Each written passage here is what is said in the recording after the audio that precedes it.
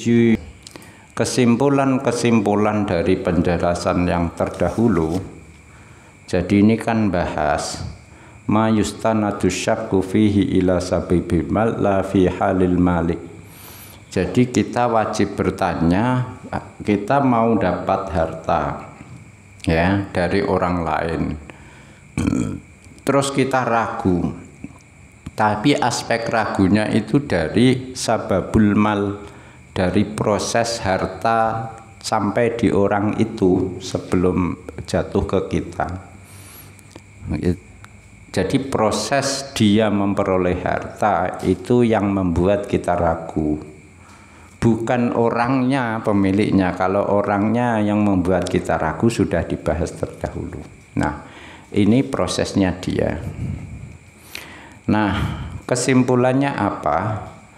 Harta seseorang yang bercampur antara halal dan haram itu kemungkinannya dua. Yang dominan haram, apa yang dominan halal. Itu masing-masing dominan halal campur haram. Kemungkinan pertama haram lebih banyak, kemungkinan kedua haramnya lebih sedikit. Taruhlah haramnya 50% ke atas kemungkinan pertama, kemungkinan kedua haramnya 50% ke bawah.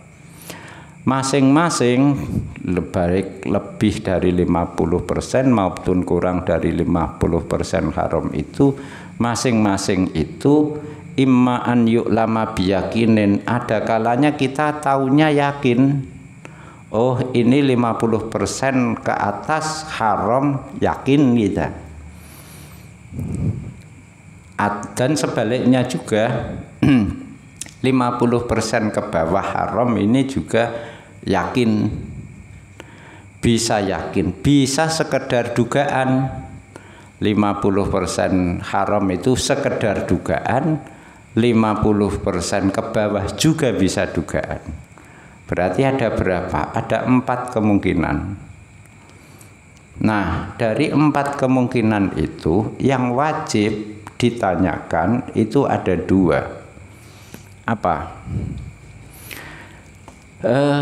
Ketika haramnya lebih banyak kita yakin.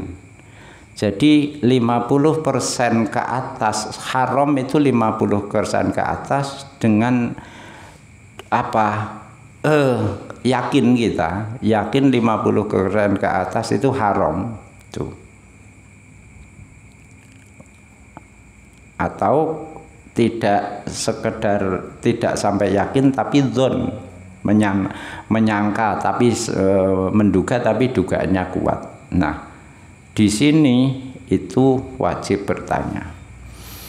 Misalnya ada orang Turki itu pada masa kitab ini ditulis itu orang yang profilnya itu orang zalim, ya, harta itu dia dapatkan secara zalim, orang anulah, orang arogan lah itu ya, tidak punya peradaban lah itu Turki pada masa itu. Nah, ada orang Turki tidak kita kenali. Nah, orangnya, sosoknya tidak kita kenali, dia bekerjanya tapi jelas dia orang Turki dengan profil Turki seperti itu ya.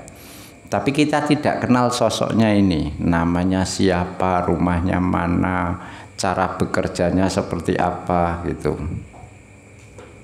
Tuh. Nah, ini itu kita meyakini yang haram 50% ke atas. Nah, berarti ada kemungkinan dia dapatnya dari harta yang lain, ghanimah misalnya, rampasan perang itu halal gitu.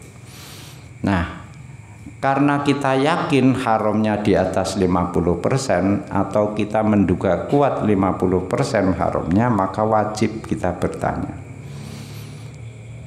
Nah, sisanya tidak wajib bertanya. Berarti biye haramnya di bawah 50%. Meskipun kita yakin tidak wajib bertanya.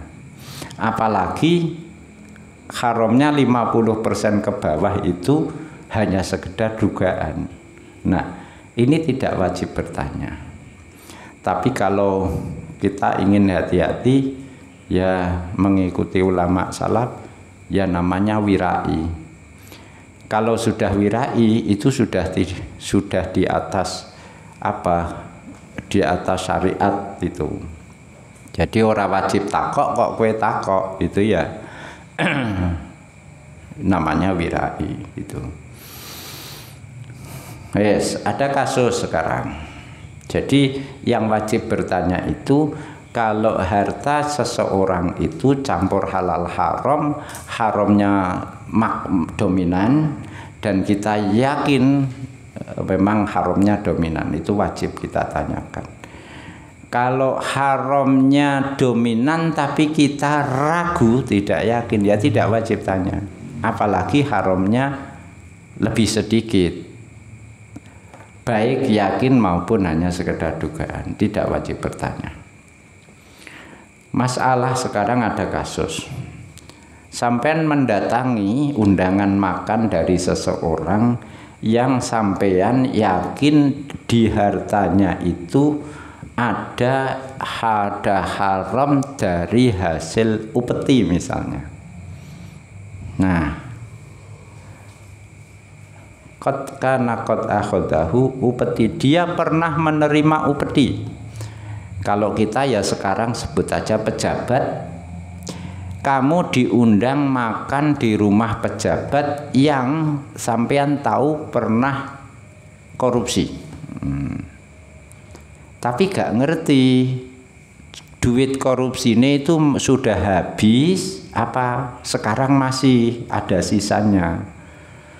Dalam kondisi seperti ini kita boleh tetap makan, tidak wajib untuk meneliti iki sing disuguhkan ke kita ini apa uang korupsinya dulu ya, tidak, itu sudah tidak wajib. Tapi kalau kita ingin meneliti, yaitu namanya wirai. Boleh langsung makan, tapi kalau mau meneliti silahkan, itu lebih baik.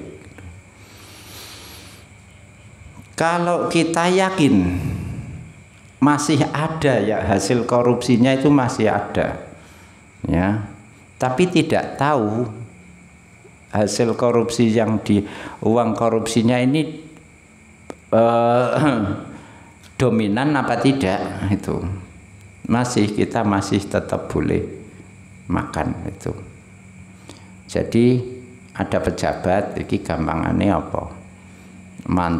Disebut korupsi itu kan kalau sudah terbukti ya, tidak desas-desus ya.